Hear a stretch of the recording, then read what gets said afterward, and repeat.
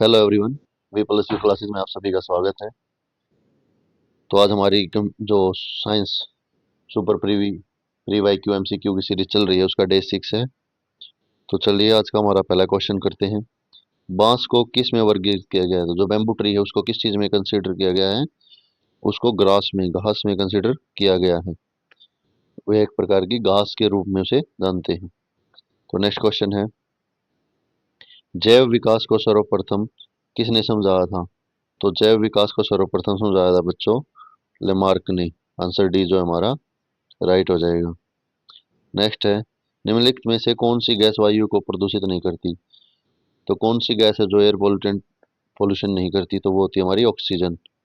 A answer हमारा right हो जाएगा, क्योंकि ऑक्सीजन ही ऐसी गैस है जो हवा को प्रदूषित नहीं करती है। नेक्स्ट क्वेश्चन है, ऑर्निथोलॉजी में किसका अध्ययन होता है? तो ऑर्निथोलॉजी होती है बच्चों पक्षियों का अध्ययन करवाती है। आंसर ए जो हमारा राइट आंसर हो जाएगा। नेक्स्ट क्वेश्चन देखते हैं, राष्ट्रीय वनस्पति उद्यान कहाँ पर स्थित है? तो राष्ट्रीय वनस्पति उद्यान हमारा लखनऊ में स्थित है। आंसर सी जो हमारा राइट हो जाएगा। मृदा अपरदन को रोका जा सकता है? तो ऐसे क्वेश्चन भी आते हैं बच्चों जो आप बिल्कुल नॉर्मल आप आराम से ध्यान दें।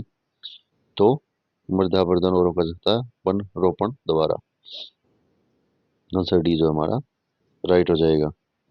नेक्स्ट है, जीन शब्द सर्वप्रथम किसने प्रयोग किया था?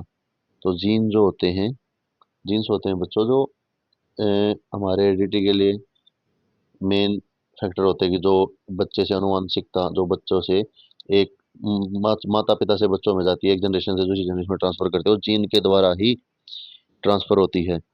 तो सबसे पहले बच्चों जो जीन वर्ड है वो किसने यूज किया था? तो जोहानसन ने यूज किया था।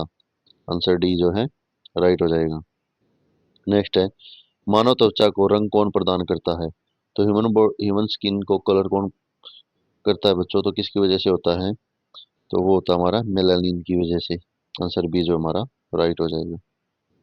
नेक्स्ट क्वेश्चन है, कोशिका का रसोई घर किसे कहते हैं? तो भोजन कहाँ पे बनता है बच्चों? हर चीज उसमें कोशिका में, तो वो क्लोरोप्लास्ट की यहाँ पे बनता है। क्लोरोप्लास्ट को कोशिका का रसोई घर कहा जाता है। नेक्स्ट क्वेश्चन है, माइटोकॉन्ड्रिया की खोज किसने की थी? तो माइटोकॉन्ड्रिया की खोज की थी बच्चों ओल्टमैन ने। ओल्टमैन ने सबसे फर्स्ट माइटोकॉन्ड्रिया को सेल से डिफाइन किया था कि माइटोकॉन्ड्रिया क्या होता है। नेक्स्ट क्वेश्चन है, पौधों में वाष्पोत्सर्जन की क्रिया किस भाग में होती है? तो जड़ तना, तो पूरे पौधे में ही वाष्पोत्सर्जन की प्रक्रिया होती है। तो आंसर डी जो हमारा राइट हो जाएगा। नेक्स्ट क्वेश्चन, तारपीन का तेल कहाँ से प्राप्त होता है? तो तारपीन का तेल बच्चों कहाँ से निकलता है? ये हमें मिलता है चीड़ के पेड़ से। और चीड़ के पेड़ की लकड़ी में तारपीन होने की वजह से ये गीली लकड़ी भी जल जाती है आसानी से। और ठंडे एरिया में मोस्टली पाए जाते हैं चीड़ के पेड़। नेक्स्ट क्वेश्चन है, लायन फिश किसे कहा जाता है? तो लायन फिश बच्चों किसे कहा जाता है? तो ये कहते हैं टेरोइस वोलिनस को। टेरोइस वोलिनस को लॉयन फिश के नाम से भी जानते हैं। नेक्स्ट है, जीवन चक्र की दृष्टि से पौधे का सबसे महत्वपूर्ण अंग क्या है? अगर एक प्लांट की हम लाइफ साइकिल देखें तो उसमें सबसे मेन रोल किस पार्ट का रहता है प्लांट के? तो वो रहता है फ्लावर का, पुष्प का।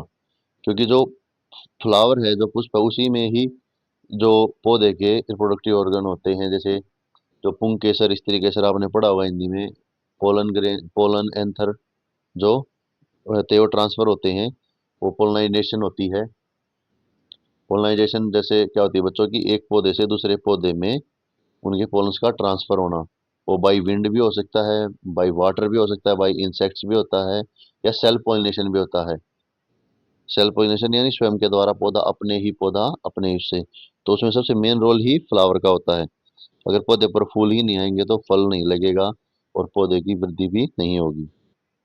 नेक्स्ट क्वेश्चन है, निम्न में से कौन एक जीवित जीवाश्म कहलाता है? तो लाइफ फॉसिल्स किसको कहते हैं बच्चों? ये कहते हैं जिंगोगो। आंसर डी जो हमारा राइट हो जाएगा। नेक्स्ट है, साबूदाना सागो किससे बनाया जाता है? तो साबूदाना बनता है बच्चों हमारा साइकस से। आंसर ए जो हमारा राइट हो जाएगा। नेक्स्ट है सोर्स क्या है। तो सोर्स क्या है बच्चों, ये जिस बच्चे का मैंने एग्जाम देखा था ना, जिससे प्री वाई क्यू ये क्वेश्चन लिए जो पेपर से, उस बच्चे ने सार्स लगा रखा संगठन। काफी बार बच्चों ये गलती कर देते कि सार्क एक संगठन भी था, तो सार्क था, ये सार्स है। तो ये होता है एक विषाणु जनित रोग। आंसर बी जो हमारा राइट हो जाएगा। नेक्स्ट है खसरा किस संक्रमण के कारण होता है। तो खसरा जो बच्चों वो किस संक्रमण के कारण होता है, तो वो विषाणु के द्वारा होता है, वायरल होता है। नेक्स्ट क्वेश्चन है एड्स कैसे फैलता है। तो एड्स कैसे फैलता है बच्चों, हाथ मिलाने से एड्स होता है नहीं। श्वास संपर्क से, यानी सांस लेते हो आप तो एड्स जो पेशेंट है वो भी सांस लेते हैं, सेम उसमें नहीं। कीटों से, इंसेक्ट से भी नहीं होता। शारीरिक संपर्क से ये हो सकता है। इसमें इसके अकॉर्डिंग तो हम यस करेंगे, वैसे आपकी नॉलेज के लिए शारीरिक संपर्क से जब होता है जब आप असुरक्षित शारीरिक संपर्क करते हैं, यानी कहीं पर आपकी उंगली में कट लगा है, आप किसी एड्स पेशेंट से मिलते हैं, उसको भी कहीं कट लगा है तो टच कर जाता है, या ब्लड जब तक ट्रांसफर नहीं होता, या कोई आपको नखून लग जाए या कुछ हो जाए, ऐसी चीज़ों से एड्स संपर्क होता है। या आप अनप्रोटेक्टिव सेक्सुअल कंडक्ट करते हैं तो उससे भी आपको एड्स हो सकता है। तो ये जो चीज़ें हैं ये ज़रूरी नहीं कि हम क्वेश्चन के पॉइंट ऑफ व्यू से पढ़ें, या आपकी बेसिक नॉलेज के लिए भी ज़रूरी है, आप इसको बेसिक नॉलेज के तौर पर भी समझे चीज़ों को, क्योंकि जनरल लाइफ में भी आपके काफ़ी चीज़ें काम आती है। साइंस का बहुत अहम रोल होता है बच्चों लाइफ में।